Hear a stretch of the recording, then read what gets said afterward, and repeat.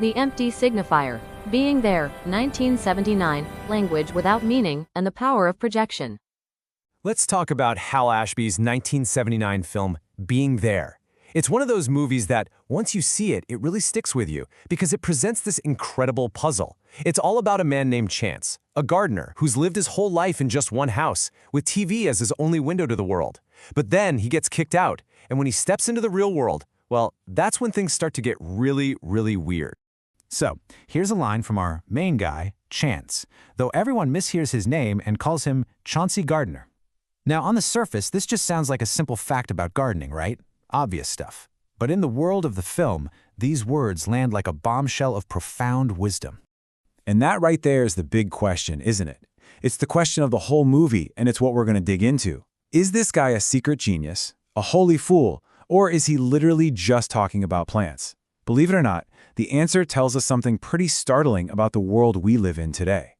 Okay, this is where it gets wild. This simple gardener, through a series of bizarre events, ends up becoming a top advisor to a dying tycoon, and even the President of the United States. And how? They all think his gardening tips are actually brilliant metaphors for the economy. So how on earth is this possible? To really get it, we're going to need three big ideas, three keys from modern philosophy. All right, key number one. This comes from the world of linguistics, from a thinker named Ferdinand de Saussure, and he gives us the first tool we need to understand how Chance's words can work so well, even when he has absolutely no idea what people think he's saying. So Saussure had this really cool idea. He said any sign, like a word, has two parts. There's the signifier, that's just the sound, or the letters, like T-R-E-E, and then there's the signified, that's the actual idea of a tree in your head. And here's the kicker. Saussure argued that the link between the word and the idea is totally random. It's arbitrary. There's nothing tree-like about the word tree. We, as a society, just all kind of agreed that's what we'd call it. So why does that matter? Well, it leads to this huge insight that's crucial for the film. Meaning isn't actually created by the person who's speaking. It's created by the person who's listening. It's not about what I intend to say. It's about what you, the listener, decide I said. And boom, that is Chauncey Gardner in a nutshell. When he says there will be growth in the spring, he's thinking about his flowers. That's it. But the president and his team, they hear a brilliant forecast about an economic recovery. They're the ones adding all that meaning downstream. So you see, Chauncey's success isn't a mistake or a funny accident. It's language working exactly as it's designed to. Okay, on to our second key. For this, we're turning to the psychoanalyst Jacques Lacan. If Saussure helped us understand Chance's words, Lacan helps us look inside his mind, or, at the complete lack of one. According to Lacan, what makes us human is all our complicated stuff inside, our desires, our fears, our anxieties. But Chance? He doesn't seem to have any of that. He isn't hiding a secret past or repressing some deep genius. He's psychologically empty. And that emptiness is his superpower. It turns him into the perfect blank screen for everyone else to project their own inner worlds onto.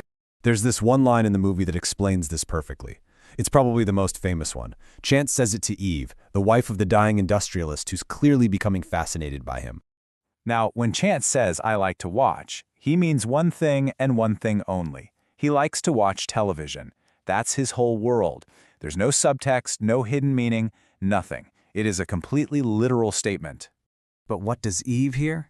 Oh, she hears something totally different. For her, those words are electric. She hears a confession of some deep, maybe even kinky, erotic desire.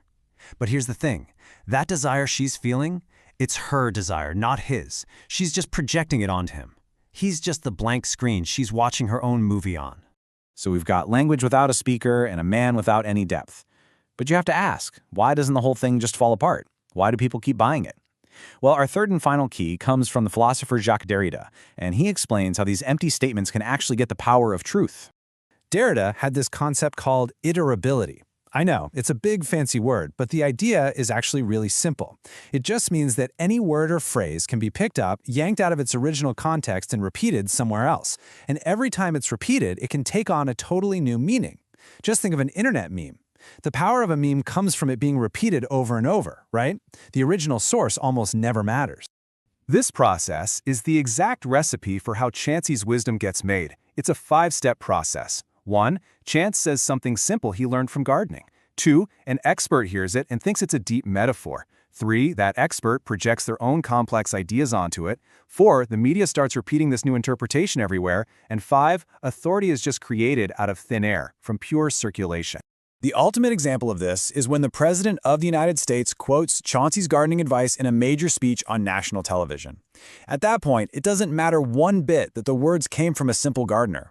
In fact, the words gain their power precisely because they've been cut off from that humble origin and put into a new, incredibly powerful context. So let's bring our 3 keys together.